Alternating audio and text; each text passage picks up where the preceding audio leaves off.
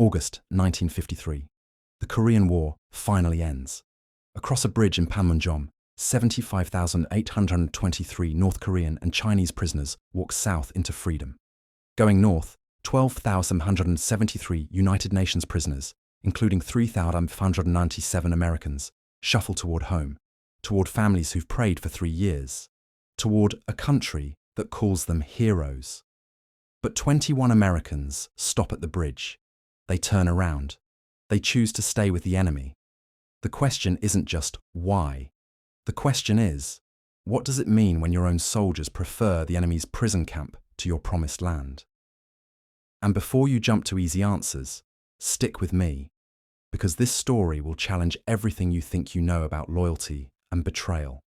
Let me set the table properly here. 1953. America is terrified. Not just scared, terrified. The Soviets have the bomb. China's gone communist. McCarthy's seeing reds under every bed in Washington. And then this happens. 21 American prisoners of war, young men who wore the uniform, who took the oath, announce they're staying in communist China. Not fleeing to China, staying with China. After years in prisoner of war camps, they've decided their captors had the right idea all along. The American press loses its mind. Time magazine calls it the most stunning turnabout in American military history. Senators demand investigations. Families are destroyed. And everyone, from the Pentagon to the local diner, asks the same question. How? But here's where it gets interesting. Because the answer America settled on tells you everything about Cold War paranoia and almost nothing about what actually happened. The official explanation? Brainwashing. That sinister Oriental mind control technique that could turn red-blooded Americans into communist automatons. It was the perfect answer. Too perfect. Because it meant the soldiers weren't really traitors. They were victims. Their minds had been stolen, reprogrammed, hijacked. It also meant something else. If brainwashing could happen to them, it could happen to anyone. Which was, conveniently, exactly what the CIA wanted Congress to believe when asking for money to study mind control themselves. But I'm getting ahead of myself. Let's go back to where this really started. The camps. And I want you to ask yourself as we go through this, if you were there, what would you have done? Between 1950 and 1953, approximately 7,000 American soldiers were captured in Korea. Of those, 2,806 died in captivity, a death rate of 38%. For context, that's higher than American POWs experienced in Japanese camps during World War II, higher than in Vietnam, horrifyingly higher. Camp 5, on the Yalu River near the Chinese border, was the worst. Prisoners called it Death Valley. The camps weren't extermination centers, but they might as well have been. Pneumonia, dysentery, tuberculosis, malnutrition, frostbite, starvation rations, sometimes just corn and water. No medical care. Men died from diarrhea because their bodies simply ran out of resources to keep them alive. But here's the thing. The official report's often buried. The death rate wasn't uniform. Some men survived. Some even thrived. And the Chinese made it very clear why. If you attended the political lectures, your rations improved. If you criticized capitalism, you might get medicine. Write a confession denouncing American imperialism. Here's a blanket for the winter. Sign up for the Peace Committee? Congratulations, you're now in a warmer building with better food. The Chinese called it lenient policy. The Pentagon called it brainwashing. But let's call it what it was. A deal. Cooperate and live. Resist and die. Now, most prisoners saw through this immediately. They nodded along, said what they had to say, and counted the days until liberation. But for some men, a small minority, something else happened. They started to believe. Here's where I need you to really pay attention. because this is where the comfortable narrative falls apart. Here's where we need to talk about who these 21 men actually were. Because the myth is that they were random soldiers plucked from ordinary American life, their brains rewired by nefarious Oriental hypnotists. The reality is considerably more complicated and considerably more American. Of the 21 who refused repatriation, almost all were working class. Many were from the South. Several were black soldiers who'd experienced Jim Crow firsthand. A few had troubled pasts, petty crimes, difficult childhoods, fractured families. None of them were officers. None came from wealth. And several had expressed left-wing sympathies before they ever set foot in Korea. Take Corporal Claude Batchelor from Texas, court-martialed after the war for collaborating. His defense? I learned in prison camp that the rich stay rich by keeping the poor fighting each other. Not exactly sophisticated Marxist theory, but it rang true for a kid who'd grown up broke in Depression-era Texas. Or consider the 3 black soldiers who refused repatriation: Corporal Clarence Adams, Corporal Lawrence Sullivan, and Corporal William Cowart. Adams later explained his decision simply: "Over there, I was treated as an equal human being for the first time in my life." Think about that. A black man from Memphis who'd grown up under segregation, who'd served in a still segregated US Army, finds himself in a Chinese prison camp where his captors tell him the problem isn't him, it's the system. Where Chinese guards don't call him slurs. Where the propaganda talks about racial equality and the evils of American racism. So here's my question to you. Was he brainwashed? Or did someone finally tell him something that matched his lived experience? Drop your thoughts in the comments. I genuinely want to know what you think about this. Now, before you accuse me of being an apologist for totalitarian communism, I'm not. The Chinese communist regime would go on to kill tens of millions of its own people. The prison camps were brutal. The lenient policy was manipulation and coercion. But here's the uncomfortable truth. You can't brainwash someone into believing something that has no connection to their reality. The Chinese didn't create these men's grievances. They just pointed them out. And if that makes you uncomfortable, good. Keep watching, because it gets more complicated. So, let's talk about brainwashing, because after Korea, it became the explanation for everything. The term itself was coined by journalist Edward Hunter in 1950, supposedly translating the Chinese "sinao," literally, wash brain. Hunter was later revealed to have worked for the CIA, which gives you a sense of how objective his reporting was. The Pentagon commissioned dozens of studies. The CIA launched MKUltra, their infamous mind control program, partly because of Korea. Congress held hearings. The American Psychiatric Association published papers. Hollywood made movies. The Manchurian Candidate, The Fearmakers, The Bamboo Prison. And here's what all that research ultimately concluded. Brainwashing, as popularly understood, some mystical technique that could reprogram a human mind like a computer, didn't exist. What did exist was coercion, manipulation, isolation, physical deprivation, and good old-fashioned propaganda aimed at people who were vulnerable. None of this was new. Religious cults had been doing it for centuries. Totalitarian regimes had perfected it. Dr. Albert Biderman, who studied Korean War POWs extensively, found something fascinating. The Chinese techniques weren't particularly sophisticated. They worked because they were applied to men who were already broken, physically, mentally, emotionally. Men who were isolated from their peers. Men who felt abandoned by their country. And crucially, the techniques worked best on men who already had doubts about America.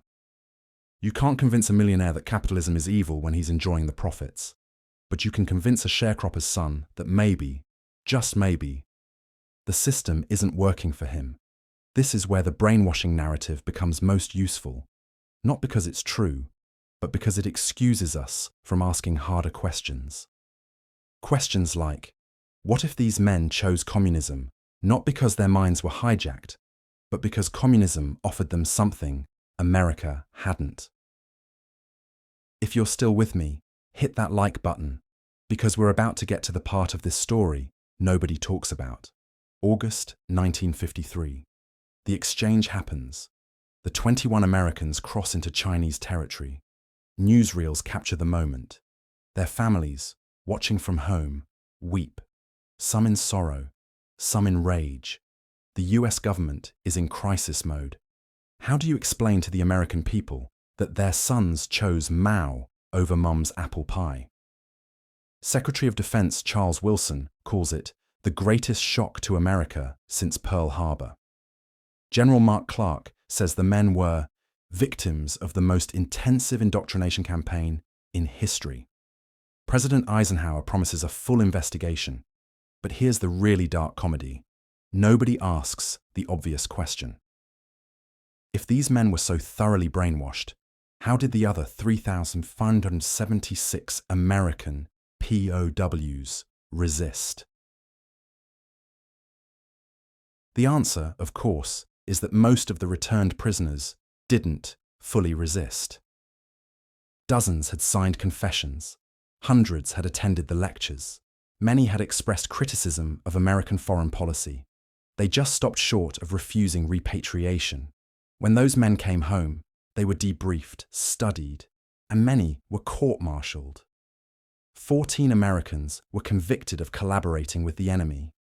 The most serious offenders got life sentences. But the 21 who stayed, they became something else entirely. They became proof of the enemy's power. Walking cautionary tales. The reason we needed to fight communism everywhere, always, without question. The defectors themselves, they disappeared into China. The press couldn't reach them. Their families couldn't contact them. For years, they were ghosts, useful ghosts for American anti-communist propaganda. Now here's the twist that completely changes this story. And if you think you know where this is going, you don't. Here's the twist nobody saw coming. They started coming home. One by one, throughout the late 1950s and 1960s, the defectors realized that communist China wasn't the paradise they'd been promised. Shocking, I know. Jobs were scarce. The Cultural Revolution was beginning. The same totalitarian control that had seemed appealing in contrast to American racism turned oppressive when they were living under it. And perhaps most importantly, they were still foreigners. They were never going to be truly Chinese. By 1966, all but 2 of the original 21 had returned to the United States. Clarence Adams came back in 1966.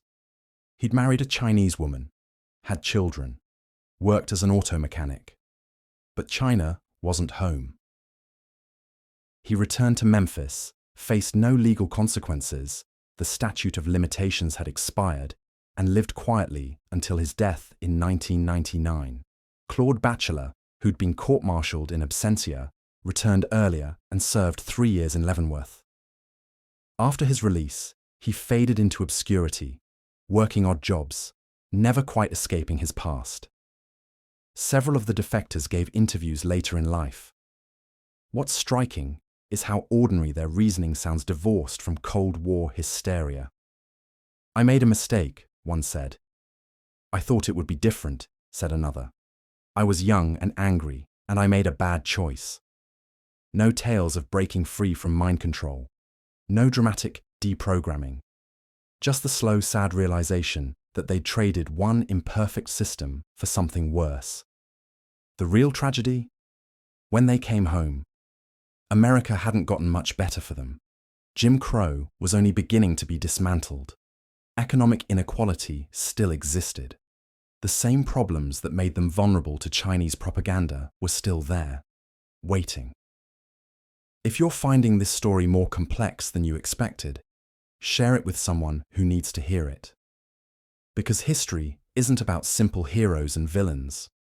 It's about understanding why people make the choices they do. So, what do we do with this story? What does it tell us about loyalty, about patriotism, about the nature of belief? The easy answer is the one America chose in 1953. These men were brainwashed. They were victims. Their choices weren't really choices at all. But that's the coward's answer. It lets us off the hook. The harder truth is that people, even soldiers, even patriots, make choices based on their experiences. If those experiences are sufficiently terrible, they might choose something different, even something worse. The 21 weren't traitors in the classical sense. They weren't spies who sold secrets for money. They weren't ideologues who plotted America's destruction. They were men who, in a moment of extreme crisis, looked at their options and chose door number 2. Was it the right choice? Obviously not. China in 1953 was beginning one of the darkest chapters in human history. The Great Leap Forward would kill tens of millions. The Cultural Revolution would destroy countless more lives. But here's the thing that makes this story so uncomfortable. These men's criticisms of America weren't entirely wrong. Racism was real.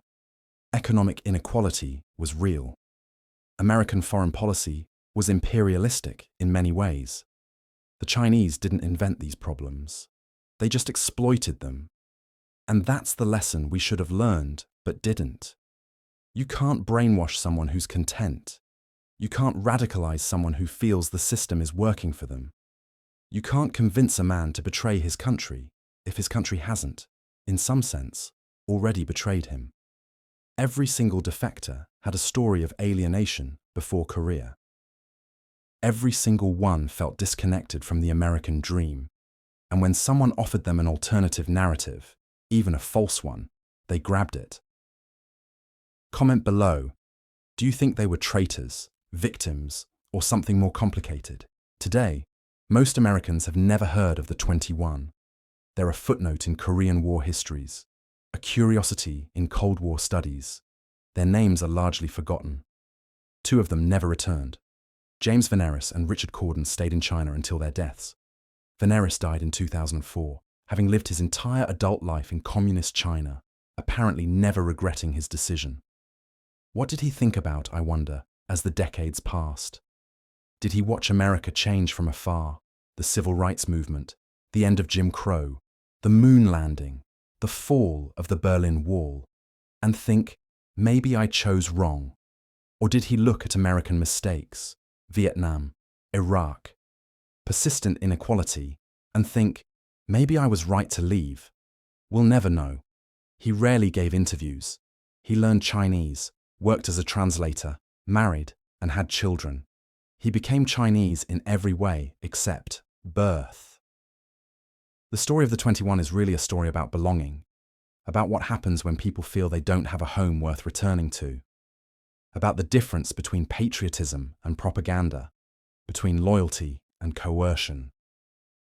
It's tempting to say these men were weak, that real Americans would never make such a choice. But that's dangerous thinking. It suggests that loyalty is natural, automatic, that the country doesn't have to earn it. If this story is making you think differently about loyalty and patriotism, subscribe to this channel. We dig into the forgotten stories that explain why the present looks the way it does. 21 men chose communism over capitalism. Not because communism was better, it demonstrably wasn't, but because America had failed them badly enough that even communism looked like an improvement. That's not a story about brainwashing. That's a story about broken promises. Now I want you to think about something. If you were in that prison camp, cold and starving and abandoned, and someone offered you an alternative, any alternative, what would you choose? Share this video, not because you agree with what these men did, but because their story asks questions we still need to answer. What does loyalty really mean? And what does a country owe its citizens in return? Drop your answer in the comments. Let's have this conversation.